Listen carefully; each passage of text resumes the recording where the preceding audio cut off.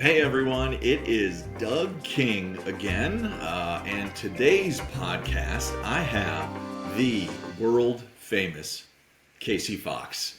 And Casey, welcome to the podcast. Good to have you today. How are you? I'm doing good, Doug. Thanks for having me. Not world famous yet, not until I'm on this podcast, right? Maybe notorious, maybe. Glorious. I'll take that one. So I've known Casey. You and I have known each other for what 6 years, something like that. It's And I've come to realize, and this is for the audience out there, that we are in the presence of brilliance here with Casey. He's got his hands into just about everything, and when I say that, I mean technology, because that might be weird to say otherwise. But Casey, who used to live out here near me in Arizona. He is now in South Carolina, and your wife made you move. Is that what happened there, Casey? You you had no know, choice. yeah. I voluntold, right? That's how I like to think of it. Um, it was, we're both originally from West Virginia. We were out in Phoenix. We came out to Phoenix specifically to start Tekletics, right? And then at some point, we've got a couple of kids running around. We've got both our sets of families in West Virginia. So, we had to get back and be a little bit closer. And I always tell people now, I said, I was in Phoenix long enough. I couldn't go back to scraping windshields in West Virginia in the winters and everything. So I Yeah. love it here. It's beautiful here in South Carolina.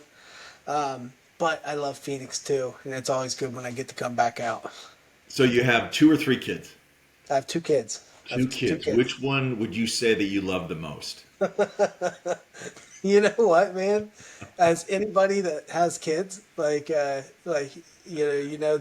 answer that's supposed to be, but it really depends on the day, doesn't it?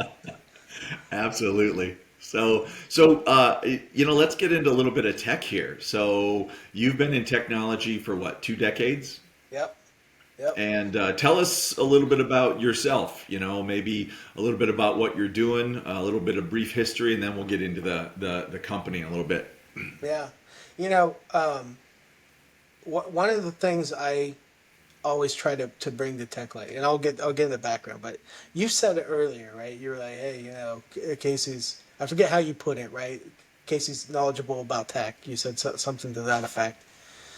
Um, I work at this company, right? At customers, just throughout my career, I've worked with so many super intelligent people, I right? On bet. the team leaders that we have, the customers that we work with, there are some just absolutely brilliant people that you talk to, and I feel like you can always like tell. I can always tell like when I'm talking to somebody, I'm like, this person's smarter than I am. like Yeah. I know it coming into it, and Well, I'm I always use the term brilliant, and then you said you were from West Virginia, and I'm like, well, maybe brilliant for West Virginia. I don't know. but fair point, right?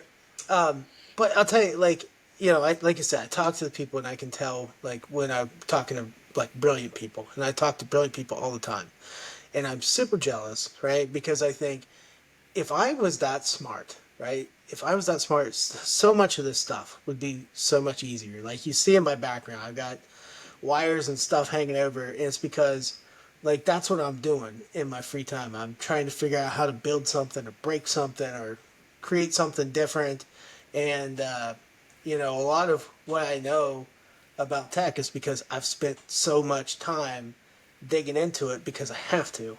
And like I said, there's super smart people out there, and I appreciate it when I get pulled into a conversation as kind of authority on some of these things. But I'm good at this stuff because I've spent 20 years doing it, but I haven't spent 20 years from 9 to 5 doing it. I've spent 20 years nights and weekends and everything else doing it too. So I've been able to do all kinds of stuff, and that's one of the things I love about Techletics, right? So 20 years in tech, data, analytics, heavy background. I've worked across a lot of different industries for it. And then we here we are with Techletics, right? So Techletics, we kind of started it, and we got into kind of our sweet spot, data and analytics. and then we've kind of branched out into other areas in the past several years. But Well, Casey, how did you get to Tekletics in the first place, though? how did I get to Tekletics? So the founder of the company is a guy named Dan Jones, right? Dan played football at Arizona State, and Go Devils. go Devils, right? Not quite West Virginia, but okay, go Devils. Um, It's the Harvard of the West, is what it the is. Harvard of the West. Wow, That's wow. just what other people say. It's not what I Is say. it? Is it? Okay. All right. Yeah. I mean, I'll take your word for it that that's somebody out there calls it that. Um, anyway, so Dan was having lunch with his old coach when he played football there, Frank Cush, right? Anybody that knows Hmm. ASU knows Frank Cush, right? Legend. Legend, absolutely. And I always say, like, a lot of Frank's coaching, right, is a kind of a foundation for what we do with Techletics. But anyway, they were having lunch, and the thought was, how could they get something put in place that would allow their football players to have careers in technology, when they were done with school? What kind of path could they give their players to have careers in technology? So I'd worked with Dan over the years, and Dan gave me a call up and said there was an opportunity to come down and build something out that has never been done before. And for me, like you said, I told you what I love doing, where I put time into stuff. That's a no brainer for me Yeah. to come down and try to work on something and build something else out. And that is a super unique model. What you call, I believe, your shore You're is sure. phenomenal. What it does for the community, what it does for companies, what it does for just changing people's lives. Yeah. Go into that a little bit about what makes it so different or so actually special. I would say. Yeah. There was an article, and this not being from Arizona, right? I wasn't, I never even lived in Phoenix before Dan called me up and I moved down, right? And not to mention, we do have a limit to the people who are from West Virginia. We only allow so many people into the valley. Yeah, well, it's a lot of innovation to bring into one place. I wouldn't want to. That's a dangerous thing, and yeah, we're needed everywhere. So I get it. But like I said, I wasn't familiar with Arizona. I wasn't familiar with ASU. Wasn't familiar with Frank Kush. And I remember I started kind of getting up to speed on this, and then I kind of looked them up, and I saw an article, and it was talking about work ethic, right? Trying to basically give people opportunities to get into football. Like if you talk to Dan, if anybody ever talks to Dan, Dan was not a football player, right? In fact, he was more of a wrestler. And I don't even know. I've heard it. And I know I've heard it about how he got involved with Frank. But basically, Frank talked him into coming down and trying out and being on the football team, right? But Frank was great at seeing potential in people and giving them opportunities to be successful, and then getting people to rise to the occasion when they would be put into those opportunities. And like I said, that's if you look at the way your shore is built, that's it, right? It's not magic. It's not magic what we're doing. We're taking, like I said, I've got, I think, a strong work ethic, right? So I try to share that with all the developers and customers that we have coming across. They know that I'm going to bring that to the table. But really, our philosophy coming in is rooted in the way that Frank Cush would coach his players, right? And the way that he would recruit players, and the kind of people that he was going to bring in that would have the intangibles that would make them successful on the football field. We do the exact same thing with technology today. So that's that's kind of the way it works. But essentially, your shore is, just like an onshore model, right? But with the caveat of it being exactly where you are. So if you're in Phoenix, we're going to build a team right there in Phoenix, and they're going to come into the office whenever you want them to, and they're going to work with the local team, and they're going to know the local culture and everything else. Just like if the team's in Philadelphia or Las Vegas or Florida or wherever you're at, we're going to bring the team to you instead of you having to go out and source this team from everywhere. And Yeah. And there's such a big push lately about go USA and keep jobs home and things like that. And that's exactly what you guys are doing. You're giving companies a chance to keep jobs here and not go offshore, giving them an alternative because the pricing is so close to offshore, and you're using only local Americans. I just think that's cool, and not to mention the you look for passion in people. Yeah, yeah. No, we love it. I had a call with one of the developers today, and I said, hey, hey, what's going on, right? Anything cool going on? You having any issues with any of the stuff at work? No, nothing going on with work. Got a lot going on though. Just made the call, and I just closed on a house, right? Nice. And kid in his 20s, and didn't have a clear path to get into tech. I can remember hiring the guy in, right, several years ago, working with one of our long-term customers, and I've watched him work into an opportunity where he's a critical member of that team, and like I said, he puts it all out there every single day, and it makes himself successful. I get calls from the stakeholders at the business talking about how great this guy does. Every year they call up and say, hey, we need to give this guy some more money, make sure everything's good on the team, and make sure he's progressing and healthy and Yeah. happy. And then, like you said, I get to watch him. He closed his own house today. And I called up Dan actually right after. I was like, hey, you remember so and so? I said, he bought a house. I said, that's one of my favorite things about Yeah. this. You talk about people that want to work hard, right? And make the most out of an opportunity. Yeah. And it happens every year, right? It's every year. So I watch a kid that came in that couldn't get a chance somewhere and needed an opportunity and wanted to show what they could do. Come in, make a name for themselves, build up a reputation and get successful, and then start building out their life. And man, what a rewarding thing it is to be able to see it.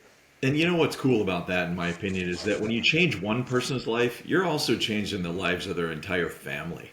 It's not just that person. I know that I did a lot of, staffing along the way in my career, and we were always given, people who made $100,000 another $100,000 job. But now we're taking, like a school teacher or a welder or a vet or something, and throwing them in, training them up, mentoring, and completely changing their trajectory or life path. That's just amazing. Feels good. Definitely Yeah. feels good. And so you were talking about one of your developers. So what are some of the cool things that you're working on right now? I mean, AI is so big. Everyone's talking about AI. What are you guys doing?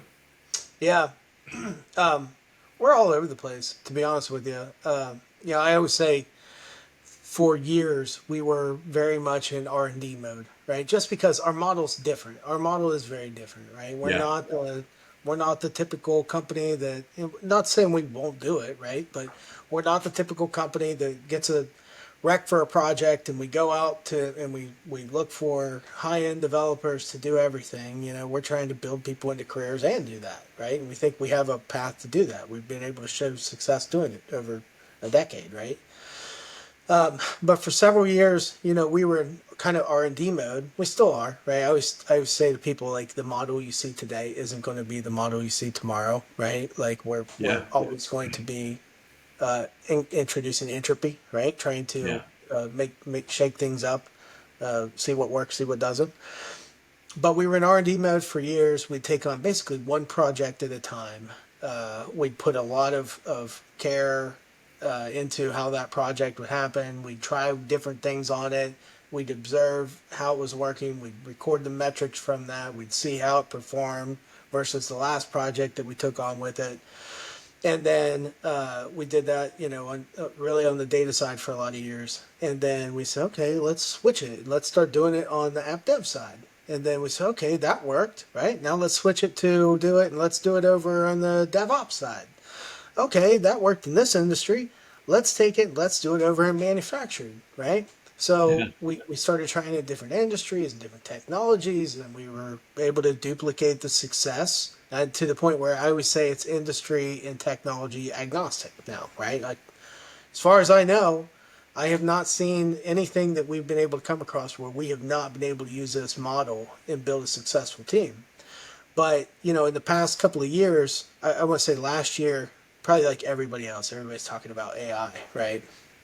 But last year, companies would come in and they'd say, "Hey, do you think it's possible that we could build so and so out with AI?" And I'd say, "I think so. Let's try it." Right? We do a proof of concept to see if it was feasible, and a lot of the times, it would be right. Like it would be feasible to do it, and but that would kind of be it, right? Because it was still a information gathering exercise, right? Just to see if it's possible. Because then, once it's possible, hey, they've got to go back and fire it up the chain and let the board see it and understand how it's going to work and make sure everybody's comfortable with it. But then this year, sentiment has changed on that, right? Where it's not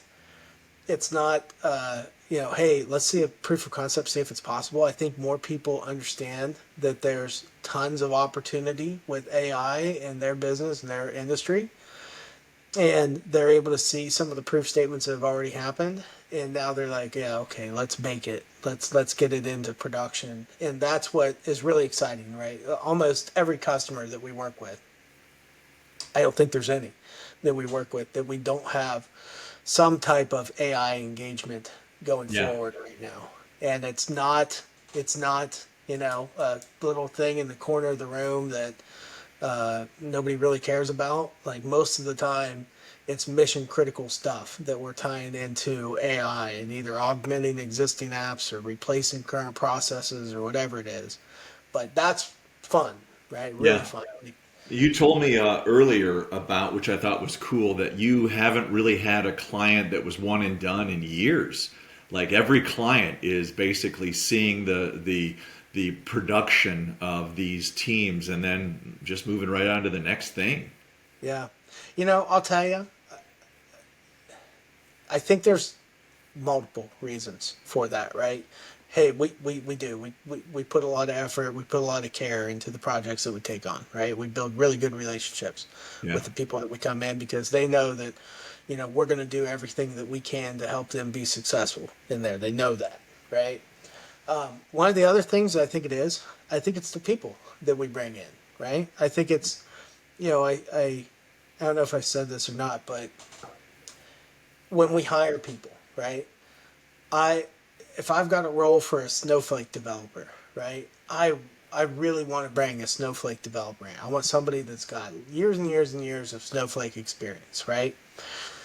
But even for a senior role, that's not my number one, right? My number Right. one for any kind of role coming in are intangibles that you don't get from a textbook, right? I want people that are going to they're going to wake up in the morning and they're excited to come in and do whatever it is that they're going to work on. And I want people like technology specifically. I want them to be excited about tech, but I also want them to have a really strong work ethic, right? And if you think about that, those intangibles, doesn't matter if it's tech, it doesn't matter if it's customer service or any kind of manual labor, whatever it is, right? For somebody to excel at their job, that's the things you're going to look for, right? It's not just that they're great at doing this set of steps in the blueprint. It's that hey, they're excited and they come in and they get the rest of the team excited and the culture's better. Everybody's happier because they're around, right? It's these intangibles. Yeah. And it's those things that we're looking for. Those are the central things that we're looking for when we're bringing people in. And to that point, like your point was, why do we stick around? It's because we do a project, and then this person does a great job on the project, but the managers love him, the team loves him, the other teams see that, and they say that guy or that girl worked great in this project, and they pick that tech up. So why couldn't they just do a pivot, knowing what they know there, and do this? And then we just end up kind of just chewing through multiple projects, or people add new backlog onto it. But we do it. Like I said, I think there's a lot of reasons why, but one of the biggest reasons are the developers that we bring in are the kind of people that you want to make sure you keep at your company. That's why. Yeah. Yeah, absolutely. You know, you think about the stereotypical IT nerd, and you know, their heads down. They don't look at anybody throughout all day, and they're just very quiet, and they just code. You know, it seems like your teams have just a little bit more on the social side as well. Yeah. You know, those people, they want to work with the people who they enjoy working with. You know, interestingly, like I want that guy too. I want the one that sits there and is going to sit there and just crank out code.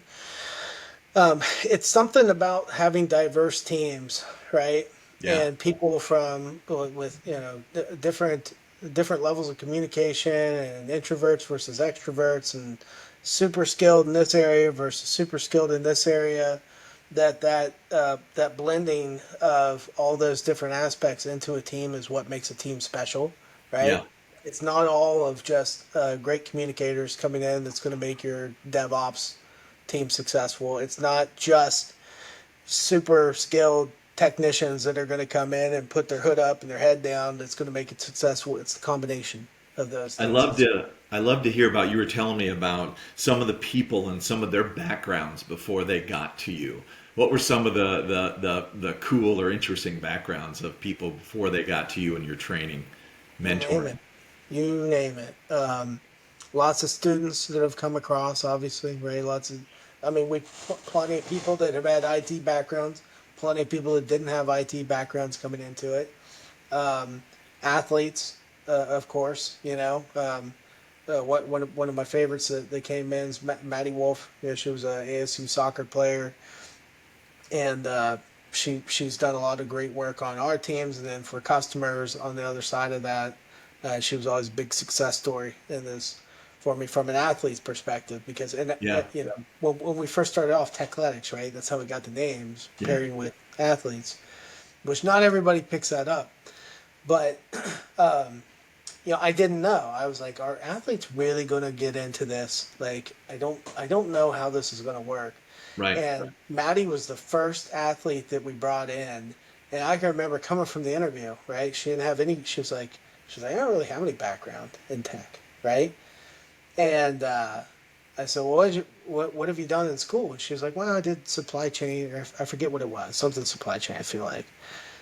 And I said, but you haven't done any tech at all in that? Like, there's nothing you can relate to tech? And she was like, well, kind of. I did this one class, and we had to get some data together and these different things and clean the data up, and then we had to build it up into Tableau reports. I was like, you're a data engineer slash data analyst already, Maddie, right? Okay, Yeah, so we'll get you there, but don't sell yourself short on it. And you've got this. She had a great demeanor, great personality to bring into it. yeah, But athletes, right, was the, yeah, the thing I was talking about there. But welders and teachers and every kind of customer service that you could think of, and truck drivers, and yeah. you name it. Everybody that you can think of, we've had come in here, and it doesn't matter where they came from, right? If they've got those intangibles to be successful, we're going to put them in a position to get there. But they're going to have the intangibles to take it, make it happen, right? Yeah, those are, I love those stories. But let's take a turn here. Like when you think about the next 5 years, you know, of the market, maybe what trends, anything that you see, like any big shifts on the horizon that you see?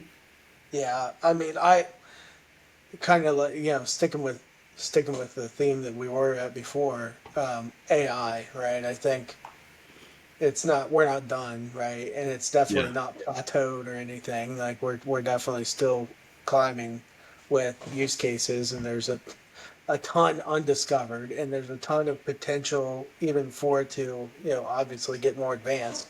I think we'll see more and more automation. I think we'll see more and more augmentation, right? Existing processes that are mission critical that nobody, hey, it ain't broke, don't fix it. But also, maybe we can augment it and we can add this other piece in. I think voice and image AI is going to get really big. It's kind of in its infancy right now, right? With what you can do, but every single day gets better and better. There's open source stuff that's out there, and it's shrinking down, and it's moving more towards the IoT space where You got an iPhone 16 that's got Apple Intelligence, right? And then you're going to have every kind of Google device out there that's going to have Gemini built into it. You've got every Microsoft device that's going to have Copilot built into it, right? So you're going to see more and more opportunities for miniaturization and then integration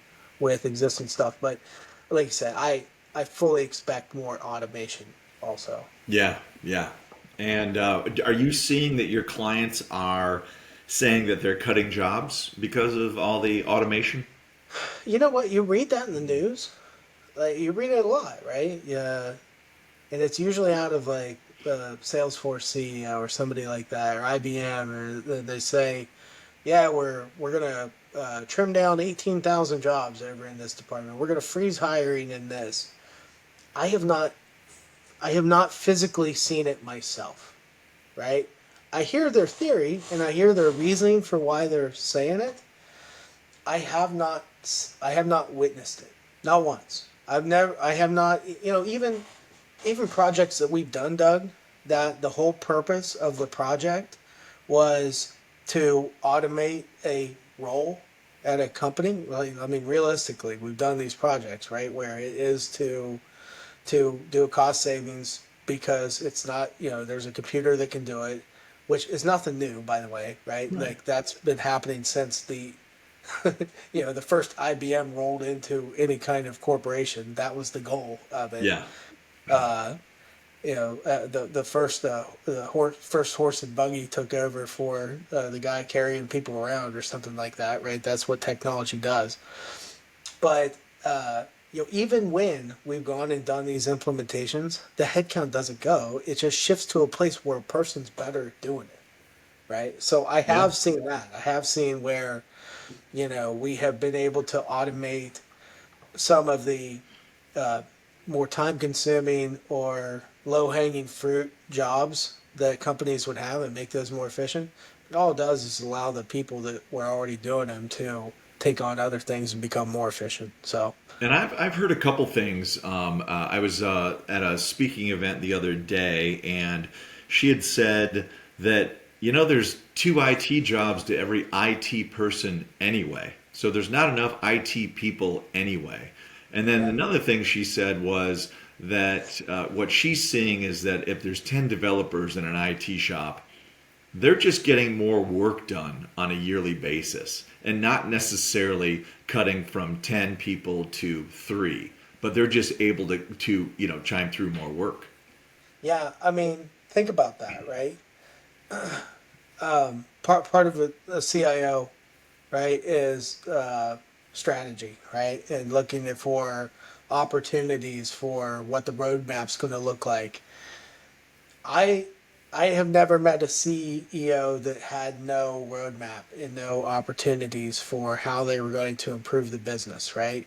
So my expectation is yeah, I mean, I wouldn't think a CEO would want to be backwards facing like that, where they think, oh, we're good where we're at. We better go ahead and not innovate or anything. Let's just go ahead and close up as much internal shop as we can and keep the lights on, right? Like typically, like they've got budget because they've factored their revenue to be able to handle whatever their headcount is, and they've got this giant roadmap of high dollar value opportunities that they want to take the business into, and now they've got all this bandwidth without actually paying extra money.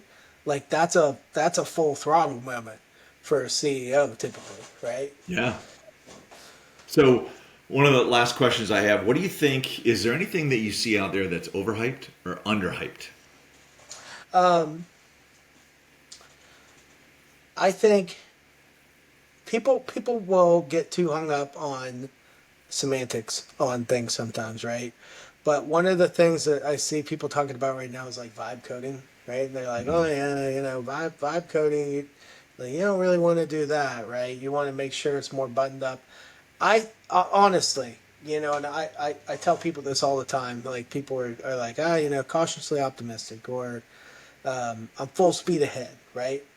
Whatever it is, like just get into it, right? Don't worry about the you know the yeah, the use case that's telling you not to do something or only do something but do it this way. Like there's so much information and misinformation out there. I just tell people just get into it, right? Yeah. Don't worry about everybody that's got a new term that they're trying to use, and they're doing it right because they're trying to pivot you to some certain outcome, probably, right? They're trying to sell you to go to a certain outcome for it. Um, don't just get into it, right? Just get into it. Try a couple things. Feel a little bit of pain, right? Like feel a little bit of pain. Make a couple mistakes, and then try some different things out for yourself. So that's one thing that I would say is overhyped. Is um, there's so much. It's always kind of a faucet of a fire hose, I would say, of new terms and technologies and techniques and everything that's coming out with AI.